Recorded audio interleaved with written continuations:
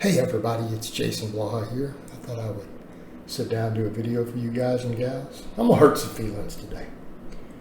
Get a sip of my Mootopia. Real fat-free, ultra-filtered, lactose-free, fat-free milk. From a real cow, real protein. Let's talk about this aesthetics thing. Since I'm actually training for it, I actually have researched this over the years. Believe it or not, even though people have noted that I've historically kind of made fun of it, I actually do understand it. I'm actually well read on the topic. And what I find interesting, just like I used to when I did powerlifting, and I'm big on strength training, and I am still a strength coach. People start talking about training for strength, and they don't do both maxes and hypertrophy work. I don't know what they're talking about. No, you're not. You don't. We're doing a 5x5's bodybuilding, not strength training. Definitely not max strength training. The aesthetics thing. I think calves and biceps are your litmus test. I'm going to call it like it is. If I see a guy who either their calves or their biceps are disproportionate from each other and their training volumes do not match that proportion and they claim they train for aesthetics, I think they're lying. I'm saying it's what it is because words have meanings. If you're going to say aesthetic, that means that you are taking an artistic approach. There are classic lines and proportions that are considered aesthetic, and there are proportions that are considered not aesthetic. And I think historically we have noted, I have oftentimes not aesthetic proportions. I would know a little about that. So, one of the proportions you're looking for, a perfect proportion, is your bicep measurement to be the same as your calf measurement.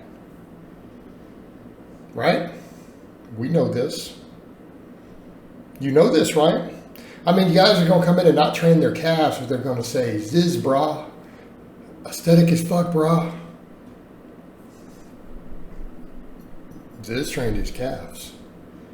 What are you doing for your calves?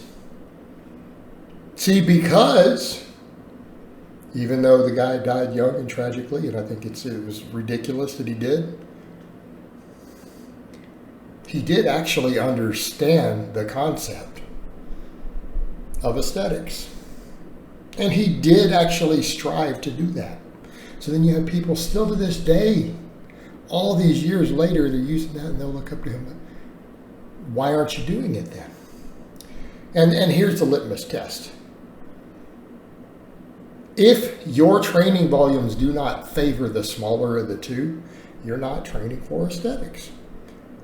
If you're just training your biceps all the time, right? You're just training your biceps all the time,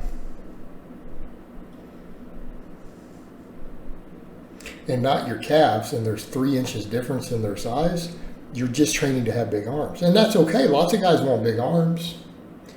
But why don't you just say, I'm training for arms, bro? That's it. Just say, I'm an arm guy. Because you're not aesthetic. If you have 17-inch arms and 12-inch calves, you are not aesthetic. And yes, women notice. Quit pretending that they do not. You know they do. They notice your calves and shorts. I know this from even being a powerlifter who had big calves. They will comment. So, but if you are trying to have some sort of artistic approach to this, then you need to have balance. It's kind of the whole point. What are you looking at? What do we mean balance? Because you can't necessarily always shrink the size of your waist other than to get leaner. If you can do that. I might suggest to those people quit doing weighted work for your obliques. If you care about that. Let's do above the knee rack pulls with 800 pounds when you can only deadlift 450. Yeah, that's totally not going to thicken your obliques up. Weighted side now. Okay, but outside of that stuff, you can't necessarily shrink it. You can get leaner. So what do? You work on your V-taper. If you have a wide waist genetically, you're going to need to do a disproportionate amount of pull-ups. You're going to need lats. You need lats for days. Okay? If you are blessed with genetically big calves, like me, you're going to need curls 4 days. Doesn't mean you skip the calves, because really you want everything developed. Don't skip them. By that same token, if you're all bicep, you're all arm, and you don't have calves, you need to prioritize calves. If there's 3 inches difference between the two, which is insane, your calves probably should be your absolute biggest priority. You should be doing more calf work than anything else on your entire body at that point. And I'll go so far as to say that from the aesthetics viewpoint, it's almost impossible, short of side enhancement, to really have biceps and calves that are too big. Because even the guys who are disproportionate there, they still look aesthetic if everything else is right. As long as they have the proportion there. So if they got, if they have 19-inch arms, they need 19-inch calves, right? That's what you're supposed to have. But that's a litmus test. I think that's a great litmus test to see if a person is just throwing the word out there because they're being lazy and they just don't want to lift anything heavy. I get it. Till it comes time to max bench with the bros, and then they bounce it off their chest, Or are they actually pursuing aesthetics? If they're pursuing aesthetics, they're going to care about stuff like that and go, I should balance these out. It doesn't mean you quit training your arms. It means you probably need to be doing twice as much calf work as you do arm work. Right? If you got really narrow shoulders, you probably need to do a lot of side delt work. If you have really wide shoulders, like me, not so much. Again, proportion. In my case, I need to do a lot more arm work.